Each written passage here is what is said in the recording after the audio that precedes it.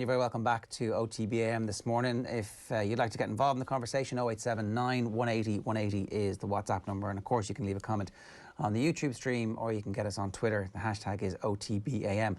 I'm delighted to say we're joined now by the people behind Leaders Lounge, which takes place in just 8 days' time now.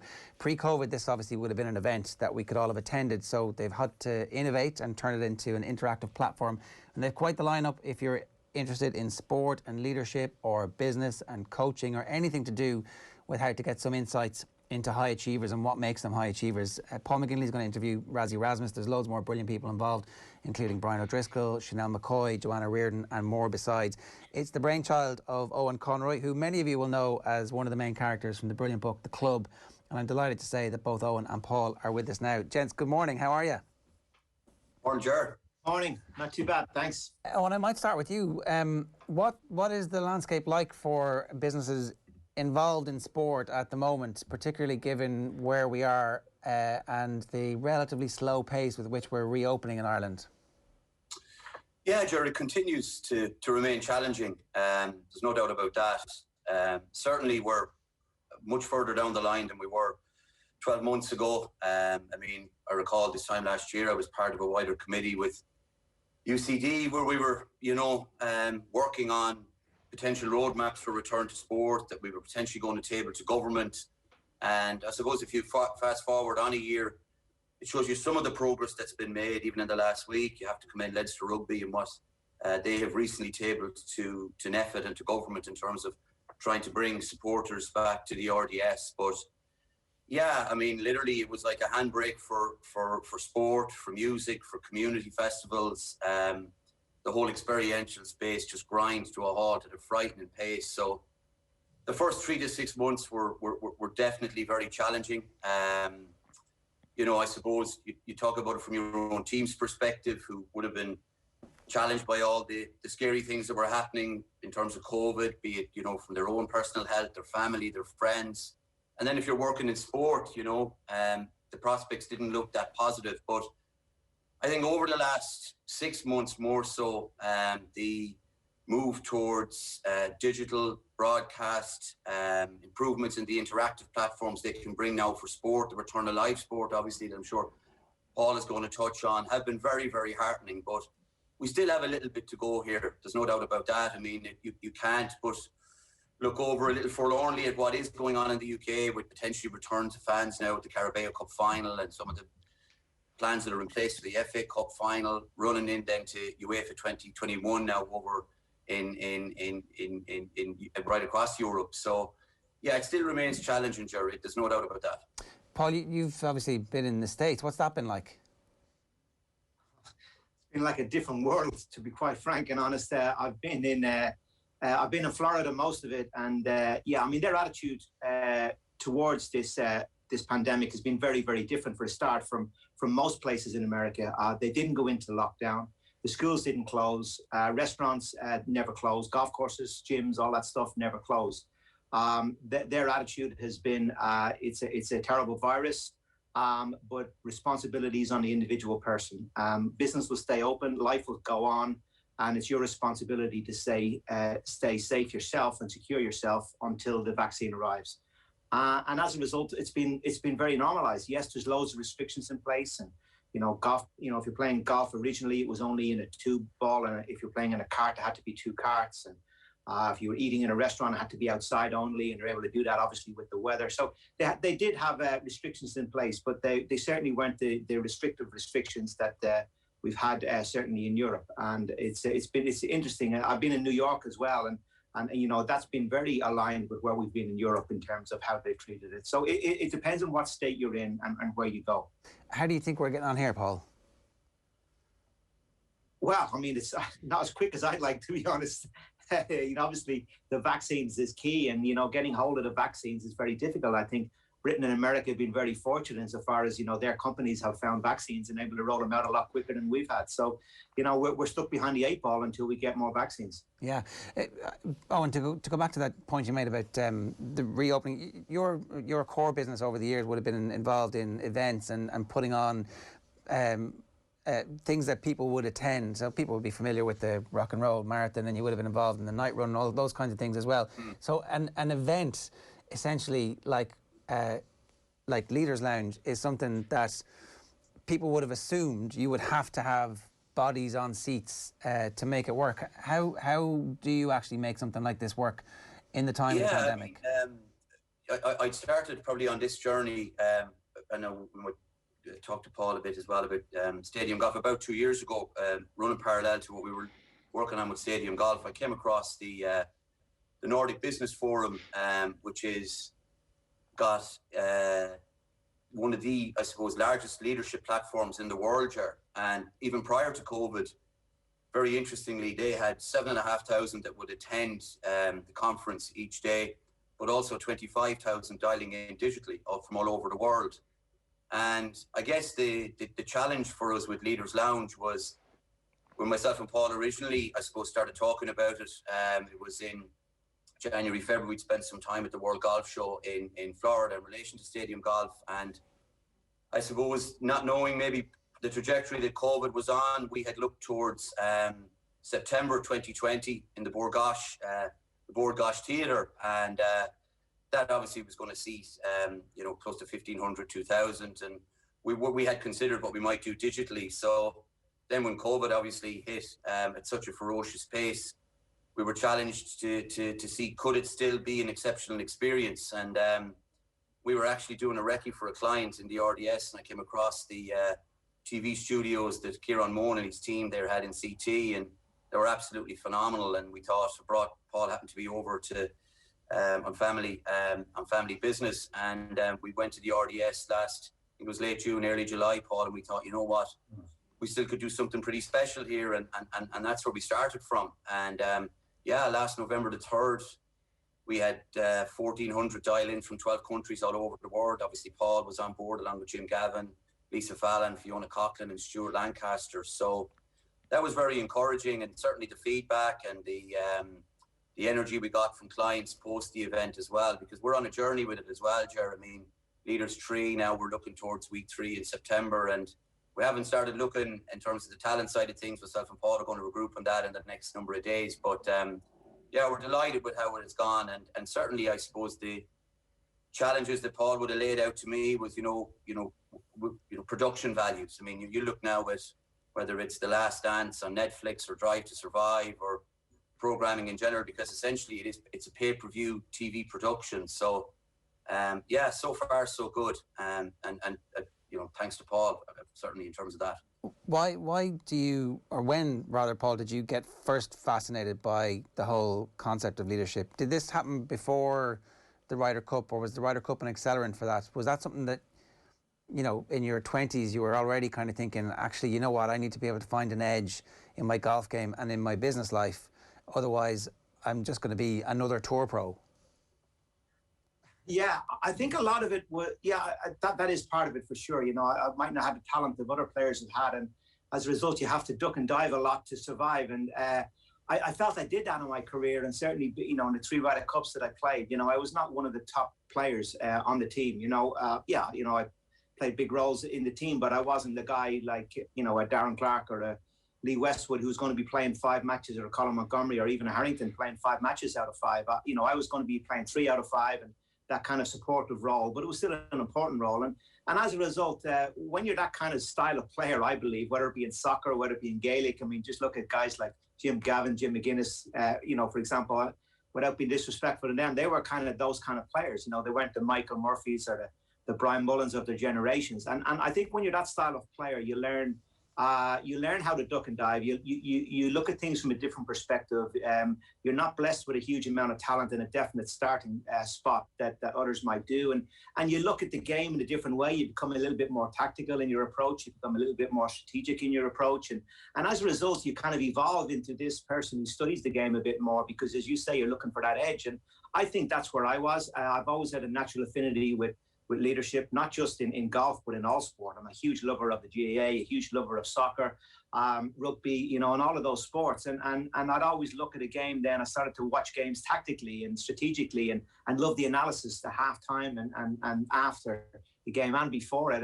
and kind of that's kind of the world that I moved into then, as I moved into my different captaincy roles, culminating in the Ryder Cup. So yeah, it's been a journey for me. I've always been interested. I've always been fascinated in it, and I thought, the way the world is going at the moment, and so many things have been done virtually, and The Last Dance, as Owen said there, is a great example. And entertainment meets learning, and that's kind of what we wanted to do with this. And we wanted to make it edgy and great production values, and something that's going to grab your attention on the screen, not just a talking head on the screen. It's got to have a little bit more razz and noise, and video intercepts, and all those kind of things with it. And that's the whole concept right there. Was there a eureka moment for you when it came to your own leadership style, or is it a slow evolution that you're constantly trying to add to? Oh, I think it's a slow evolution. I learned so much. You learn so much from the people you're around, and I think that's my one of my luckiest breaks in life is that I was involved in an unbelievable run of success in the European team. And the guys that captained me, the guys that I played with. I mean, my career spanned over everyone from Sevi, who captained me on a number of occasions, and I knew very well, right through to Sandy Lyle, to Ian Woosnam, to Nick Faldo, all the way through that to the Monties and the Westwoods and the Clarks and the Harringtons, and all the way up to where we are now with the McElroys. And I've either played with them, played under, or played a team with them. And, you learn from everybody, and you learn from every team room you're in. And I was in 14 team rooms, I believe, and we won 13 out of the 14. So there's a huge learning curve went on for me. Sam Torrance was my first captain in the Ryder Cup. And so many of the ideas that I got from him, Bernard Langer, another one. And you constantly evolve. You don't copy them, but you learn, that he did that brilliantly, he did this brilliantly. And everyone has a different approach, and you're constantly learning. 14 team rooms, 13 wins. That's not bad. Boy, which one did you lose? Yeah, focus on the one we lose. Huh? Yeah, we lost out in Asia. In the it was called the Eurasia Cup, and it was the best 10 players from Europe against the best 10 players from Asia. Now we didn't have our strongest team out. Nonetheless, we did lose, and it was the only time I lost my singles game, which was a disappointment. I always seemed to play very well in the singles games too at the end. And Al-Azabal was the captain on that occasion, and yes, it was a very strong Asian team, we have to say, and we didn't have our strongest out. Nonetheless, it was a real disappointment to have lost. And I didn't play well. Does it keep you awake at night still? Is that the one you think of the most? Put it this way, I remember it. Of course. Oh, and there's lots of different conferences out there where people talk about sport and business and the crossover. Sometimes it can feel like there isn't actually that much insight, or there isn't a natural connection, that there's a bit of a shoehorn into it. How do you guys not fall into that trap and just make sure that actually this is going to be relevant for your audience? Yeah, definitely, Ger. And the real, I suppose, goals that you're looking for and the insights that you're looking for, because you're constantly, I suppose, putting yourself in the shoes of the audience and talking to so many of our clients in the run-up to Leaders 1 and run-up to Leaders 2.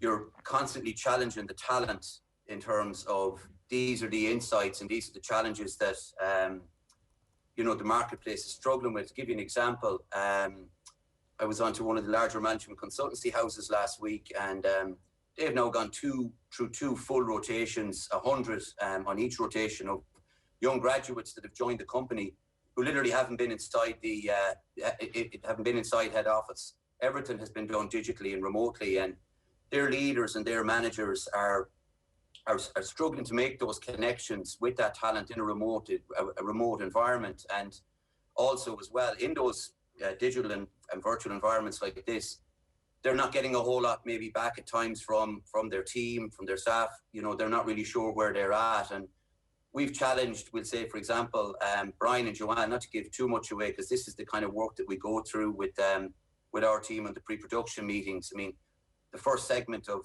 Leaders next Thursday is all going to be around inspirational leadership and finding your voice as a leader, especially for younger members of staff, like I just touched on there. And not to give everything away that Brian and Joanne are going to talk about, but there's a big contrast between the two guys in terms of how they found their voices as leaders. And that's what we look to bring to life, Ger, in the environment and in the production values that Paul touched on there. And even building on that, we want to keep the audiences engaged next week. So we're going to be encouraging them to, if they can, to, stream it on their, stream it on their TV. It's a live link. We also have a digital booklet that we will be giving to all our attendees next week as well, because as Paul will tell you too, it's not about us providing these inspirational moments and then people revert to type 2-3 days later. What we're actually trying to do here is bring about real sustained change. And that's why I suppose the insights being captured and given to our audience afterwards allows them to build on them and try to bring those changes in behaviour in the workplace. Because even talking to a number of our partners too, Ger, there's another 6 to 9 months in this for them. You're probably not looking in an Irish environment, certainly from people being back in larger numbers till next September, October, or even January of next year. So that's where we try to go. Paul, just to go back to something you were speaking about there a few moments ago, this idea of the golfer that you were required being a little bit more self-analytical. You had to have a good deal of self-awareness, I'd imagine, during your playing career. Was there ever a danger from your perspective of being overly self-critical, that you had to go easy on yourself here and there? Oh yeah, there always is. I think every professional sports person teeters on the edge of that. You want it so bad, you have the huge ambition, and it doesn't happen. And the saying, getting out of your own way, is absolutely key, certainly when it comes to a golf that's such a mental game like golf is. And golf is such a mental game because it's not reactionary. You're playing Gaelic or rugby or soccer, and the ball comes at you quick and boom, you react. You've done it without even knowing it. Whereas in golf, obviously, it is so mental, because that ball is not going to move until you start swinging the golf club and hitting it. And and then you make a mistake, and psychologically it has a big effect on you. And then you gotta be resilient. You gotta bounce back. You gotta erase that memory, whether if it was a bad shot, and you go forward. And I talk a lot about momentum in different things that I do, and I really believe that. And I believe you can build momentum, and momentum is very much. It's not something that just happens to you and you ride the wave. It is something that you can control a little bit. It's really important. Those good vibes, I think we've all can relate to that in everyday life, where, a couple of good things happen in the morning and then all of a sudden you have a great day, or you've had a great day in the office or something. You go play golf in the afternoon, then you play unbelievably well too. Oh, what a great day. One thing led to another. And I think it can be controlled a little bit. And then it's certainly, you learn techniques like that. And that's when I talk about that, I have to be a little bit more analytical in my approach. And they're kind of the things, because the game never really came easy to me and I had to work very hard for it. You learn kind of tricks of the trade, and you learn mental tricks as well in how to deal to play at such a top level when, you have a very good game. Obviously, I wouldn't have made it or had the success I did on tour. But, I certainly didn't feel I was gifted in any level of the game. I think Padraig is a little bit that way too. Padraig was very self-made. He, big difference in Padraig when he came on tour to the player that he ended up being. And I think where he did have a huge gift though was in the short game. The short game and putting and chipping was always something that he was known for. When he came on tour, it was tour standard straight away. And that's kind of sustained him as he went through the changes in his long game to still be successful on tour. So then when he put a top long game on top of what was a stellar short game, all of a sudden, then as well as how strong he was mentally, then you got a 3-time major winner.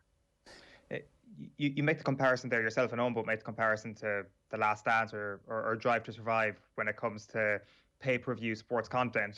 You could also make the comparison between Sky Sports' golf coverage. It's something that you're obviously well versed in, Paul. Are you as self-analytical on that front as a pundit as you would have been as a player?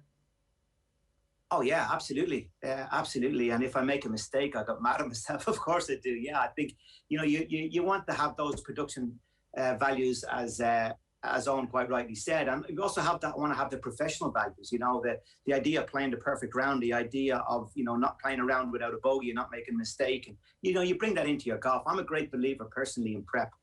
Prep. I do hours and hours and hours of prep for all the stuff that I do with Sky, with everything I do, Leaders Lounge too. And it's not, I think when you're prepared, it flows. And if you're not prepared, it doesn't flow. I'm a great believer in that. What levels of prep are we talking for a week at Augusta, for example?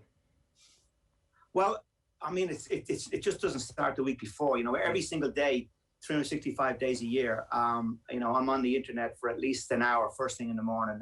I'm trawling through the different golf websites. I'm getting up to date with what's going on. I'm on the board of the Tour and the Ryder Cup, so I'm obviously on the cutting edge of that. I'm out at a lot of tournaments with Sky, so I'm consistently getting information and finding information, reading interesting articles, writing down ideas, writing down notes. So I have a huge amount of prep that I have either on my phone or in my books that I've you know, created this huge big library of information.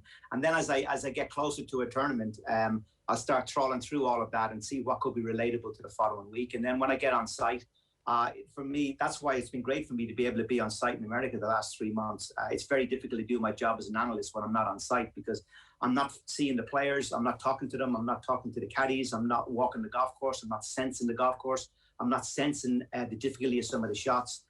Whereas the last 3 or 4 months I've been able to be on site, and I feel that certainly helps me in the role that I have. So you're consistently taking it, you're evolving it, you're watching it, and you're moving forward all the time. And then every morning you're updating your notes, you're looking at the statistics from the day before, you're seeing the trends in the golf course and where the scoring is, where the scoring is not. You're assessing the pin positions for that day. Sometimes you go out on the golf course and look at those pins yourself, you know, as a player, if it's a tricky one, if it's not. And you know, so you're constantly given that information, and hopefully then I can bring that across in when I'm on air. It's that kind of intangible texture that we all miss from not being at sports events, for sure. Eoin, my last question to you, it's an act of extreme optimism to start businesses in times of crisis. You must be optimistic about the future, and although the opening up, as Paul has said, is a bit slower than we would all like, it's, you know, just yesterday there was a survey done of Irish sports business people, and there is actually a sense of optimism that the second half of the year is going to lead to some loosening, and that next year we might actually see the full flowering of what we were supposed to see over the last 18 months. Oh, definitely, sure. Yeah, I mean, I suppose the journey that we're on now, I mean, you don't see us going backwards, thankfully. I know we're going at a slightly slower pace, as you touched on there, but you know, there's still, with governing bodies, and in fairness to Sport Ireland as well, the IRFU, the GAA, the FAI, Athletics Ireland, they're all slowly but surely putting their plans forward in terms of how they're going to return to sport in terms of some form of wider attendance numbers. And actually as well, I mean, you look at what I touched on earlier with the Nordic Business Forum, no more so than Leaders Lounge. I mean, you know, we're our goal probably heading into 2020, you know, end of 2021 and early 2022 would be have that blended mix of 2,500, you know, in a studio, synonymous with what you guys do as well. And then you have that digital audience as well that opens up your message and opens up your platform globally. I mean, if you were to tell me 12 months ago that we'd be, you know, talking to yourselves about a platform that's talking to audiences all over the world, I would have taken your hands off. So that's the kind of, I suppose, innovation. And there hasn't been a huge amount of positives because, you know, COVID has wreaked such havoc. But certainly for businesses, certainly in the area of sport, it's forced us to look inwards and see, are there different ways we can create value propositions? Are there different ways we can bring sport digitally to our consumers and our clients? So certainly, yeah, you're definitely very positive. Look, I think Irish companies taking this opportunity to speak to the world in a language that they understand is a great story, and congratulations to you both on keeping it going and getting it going, and thanks very much for joining us this morning. And I'm going to give everybody the details now on how they can get tickets for this. So my thanks to Paul McGinley and to Eoin Conroy there. As I said, Paul's going to interview Razzie Erasmus, loads more brilliant people involved: Brian O'Driscoll, Chanel McCoy, Joanna Reardon, and more besides. Attendees will gain unique insights on leadership. The event has been designed for CEOs, senior management professionals, business executives, and those in wider leadership, startup and coaching roles. So anybody really who is involved in business or sport will get something from this. To purchase tickets or to get more info on Leaders Lounge, you can visit leadersloungelive.com. The event takes place on the 22nd of April. And my thanks to Paul McGinley and to Eoin Conroy for that one as well. It's 31 minutes past 9.